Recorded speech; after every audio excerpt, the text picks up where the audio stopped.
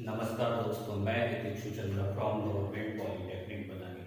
आज मैं आपके लिए फ्लूइड मैकेनिक्स में एक important topic characteristics curve of centrifugal pump लेके आया हूँ। ठीक है, इस टॉपिक से कंपटीशन में मोस्टली एक दो क्वेश्चन पूछे जाते हैं।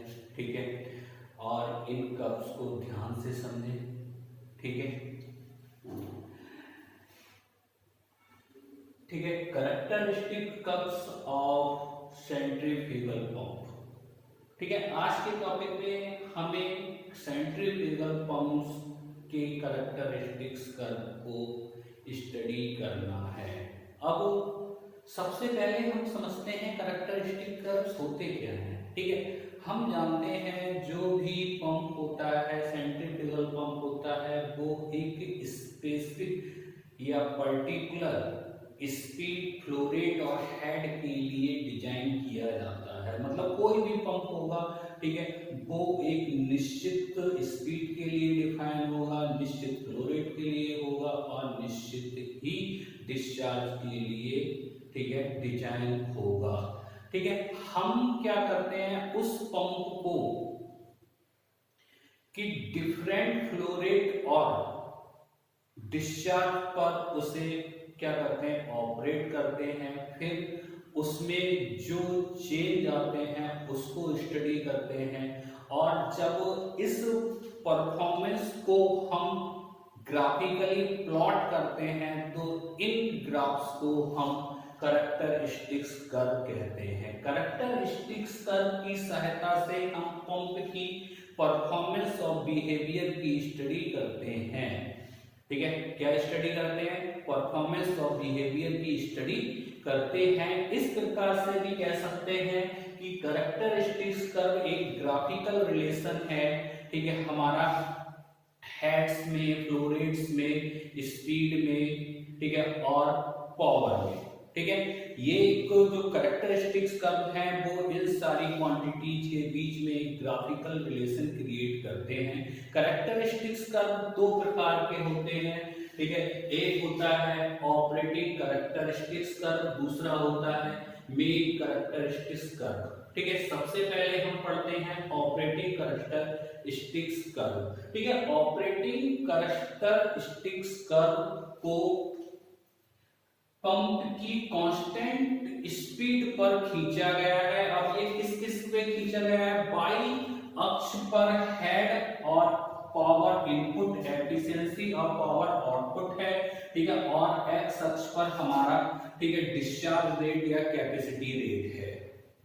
ठीक है, इनके बीच में ये कर्व खींचे गए हैं। पर जब, ठीक है, ये कर्व खींचा गया तो क्या है, स्पीड थी वो कांस्टेंट थी। पंप की स्पीड को एक निश्चित, ठीक है, स्पीड पर ऑपरेट किया गया था।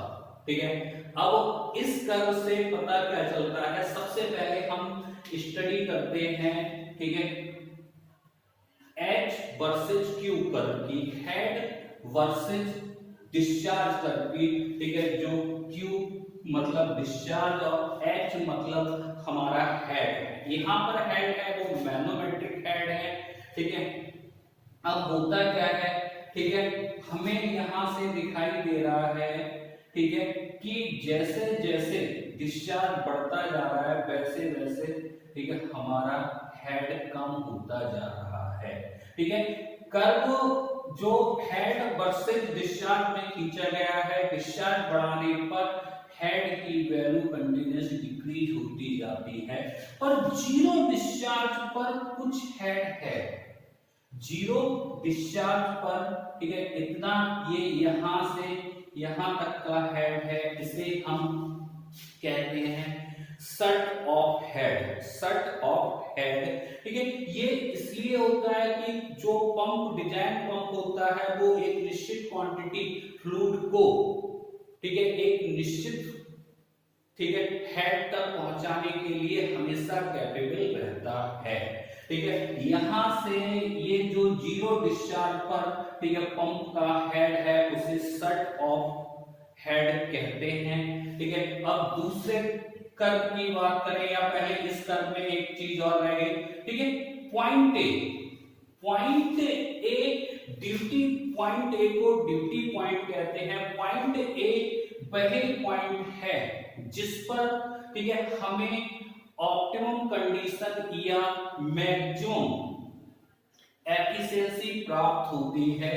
इस, ठीक है, ड्यूटी पॉइंट पर हमें क्या होगा, हेड, ठीक है, डिजाइन हेड उस कंडीशन में ऑप्टिमम मिलेगा और डिस्चार्ज भी ऑप्टिमम मिलेगा। मतलब ये वह पॉइंट होगा जिस पर हमें क्या होगा, डिस्चार्ज भी ऑप्टिमम होगा और, ठीक है, हमारा हेड भी ऑप्टिमम होगा, ठीक है, और इस पॉइंट पर मैक्सिमम एफिशिएंसी होगी, ठीक है।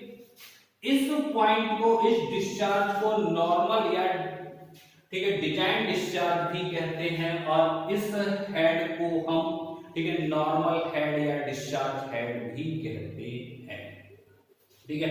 अब दूसरे कर्व की बात करें, दूसरा कर्व हमारा खींचा गया है, ठीक है, एफिशिएंसी और डिस्चार्ज में, एफिशिएंसी और डिस्चार्ज, ठीक है। ये जो कर्व है एफिशिएंसी और डिस्चार्ज में, जैसे जैसे डिस्चार्ज बढ़ रहा है वैसे वैसे, ठीक है, उसकी एफिशिएंसी बढ़ रही है और एफिशिएंसी अपनी मैक्सिमम वैल्यू पर पहुंचकर घटना स्टार्ट हो जाती है, ठीक है। जब हम किसी पंप को ऑपरेट करते हैं तो कम डिस्चार्ज पर वो बहुत ज्यादा क्या करता है, एफिशिएंसी देता है और जैसे जैसे डिस्चार्ज को हम बढ़ाते रहते हैं उसकी एफिशिएंसी पहले पीक पॉइंट पर पहुंचेगी, फिर धीरे धीरे घटना स्टार्ट हो जाएगी, ठीक है। इस पर ये मैक्सिमम एफिशिएंसी होती है। मैक्सिमम एफिशिएंसी का मतलब होता है कम, ठीक है, पावर से ज्यादा हमें, ठीक है, क्या मिलता है, वर्क मिलता है, ज्यादा से ज्यादा हमें हेड डिस्चार्ज मिलता है, ठीक है। मतलब मैक्सिमम एफिशिएंसी पर हमेशा ही, ठीक है, क्या होते हैं, पंप ऑपरेट किए जाते हैं जिससे, ठीक है, इनपुट पावर कम से कम होती है, ठीक है, और हमें हेड और डिस्चार्ज मैक्सिमम नहीं पर उस कंडीशन पर अधिक मिलता है, ठीक है। अब तीसरा कर्व है हमारा पावर इनपुट और डिस्चार्ज में। पावर इनपुट का मतलब है जो हम पावर, ठीक है, मोटर को दे रहे हैं, मोटर के द्वारा शॉफ्ट रोटेट की जा रही है, मोटर के अंदर रोटर, ठीक है, ऑपरेट हो रहा है, रोटर के द्वारा, ठीक है, हमारी शॉफ्ट रोटेट हो रही है और शॉफ्ट के द्वारा इंपेलर ऑपरेट हो रहा है, ठीक है, जिसके और उसके बाद, ठीक है, जो एनर्जी है वो फ्लूइड में जा रही है, ठीक है। ये कर्व दिखाता है जब जीरो डिस्चार्ज था, ठीक है, जीरो डिस्चार्ज पर कुछ पावर खर्च हो गई, ठीक है। पावर क्यों खर्च हो गई, ठीक है, जब हमने मोटर को, ठीक है, एनर्जी दी तो मोटर ने एनर्जी को कंज्यूम किया, कंज्यूम करके उसने शाफ्ट को चलाया, शाफ्ट ने इंपेलर को चलाया, फिर इंपेलर ने पंप को हेड प्रोवाइड कराया, फिर हेड प्रोवाइड कराया। मतलब जीरो डिस्चार्ज पर, ठीक है, हमारी कुछ एनर्जी क्या हो गई, कंज्यूम हो गई और इतनी एनर्जी के कंज्यूम होने के बाद हमें डिस्चार्ज मिलना स्टार्ट हुआ, ठीक है। जैसे जैसे, ठीक है, एनर्जी हमारी, ठीक है, बढ़ती जाती है, डिस्चार्ज भी बढ़ता जाता है और एक निश्चित, ठीक है, एनर्जी के बाद, ठीक है, डिस्चार्ज कांस्टेंट हो जाता है, ठीक है, फिर वह नहीं बढ़ता है, ठीक है। ये सारी चीजें, ठीक है, जो भी मोटर यूज कर रहे हैं उस पर डिपेंड करती हैं, ठीक है। चौथा कर्व है हमारा पावर इनपुट और डिस्चार्ज के बीच में, पावर आउटपुट और डिस्चार्ज के बीच में। पावर आउटपुट का मतलब है इंपेलर के द्वारा फ्लूइड को दी गई एनर्जी, ठीक है, इंपेलर के द्वारा फ्लूइड को दी गई पावर या एनर्जी, ठीक है। अब जब इंपेलर क्या करता है, फ्लूइड को एनर्जी देता है तो जीरो पर जीरो ही हेड होता है, जीरो डिस्चार्ज पर जीरो हेड होता है। जैसे ही एनर्जी मिलना, ठीक है, इंपेलर क्या करता है, फ्लूइड पे काम करना स्टार्ट करता है, ठीक है, पावर देना स्टार्ट करता है तो वो क्या होता है, ठीक है, हेड बढ़ना स्टार्ट हो जाता है और डिस्चार्ज बढ़ने के साथ पावर क्या होती है, पावर आउटपुट भी इंक्रीज होती रहती है और एक निश्चित वैल्यू के बाद वो कांस्टेंट या डिक्रीज होना स्टार्ट हो जाती है। ठीक है, ये ऑपरेटिंग कर्व्स हैं, इसकी सहायता से हम ये चूज कर सकते हैं कि किस कंडीशन में कौन सा पंप हमारे लिए ज्यादा सुटेबल होगा। ठीक है, दूसरा हमारा मेन कैरेक्टरिस्टिक्स कर्व होता है। मेन कैरेक्टरिस्टिक्स कर्व स्पीड, ठीक है, इंपेलर की स्पीड और हेड, ठीक है, डिस्चार्ज और पावर के बीच में खींचा गया है। ठीक है, सबसे पहला कर्व, ठीक है, पहला कर्व ये, ठीक है, किसके बीच में खींचा गया है, स्पीड और डिस्चार्ज के बीच में खींचा गया है। Q इज प्रोपोर्शनल n, ठीक है, जो डिस्चार्ज है वो स्पीड के समानुपाती है। ठीक है, और इस कंडीशन में, ठीक है, जो हमारा मैनोमेट्रिक हेड है वो कांस्टेंट है। ठीक है, इसका मतलब है जैसे जैसे स्पीड बढ़ाएंगे वैसे वैसे हमारा डिस्चार्ज बढ़ता रहेगा।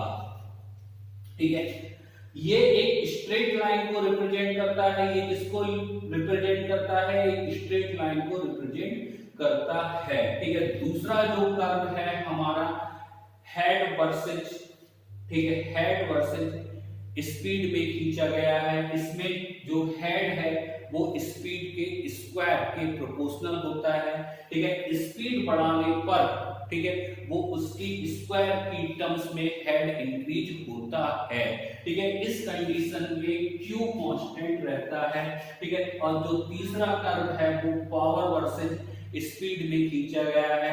Power is proportional to n की पावर 3। ठीक है, ठीक है, इसमें क्या होता है, अगर हम स्पीड को बढ़ाएंगे तो पावर उसके Q के प्रोपोर्शनल इंक्रीज होगी।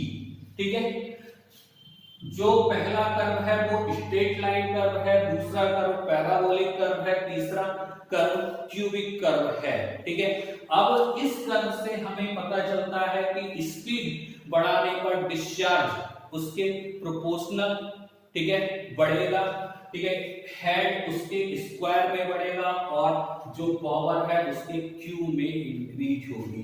इन कैरेक्टरिस्टिक कर्व की सहायता से हम, ठीक है, सिचुएशन के अकॉर्डिंग पंप को सेलेक्ट कर सकते हैं। धन्यवाद दोस्तों, मिलते हैं नेक्स्ट लेक्चर में।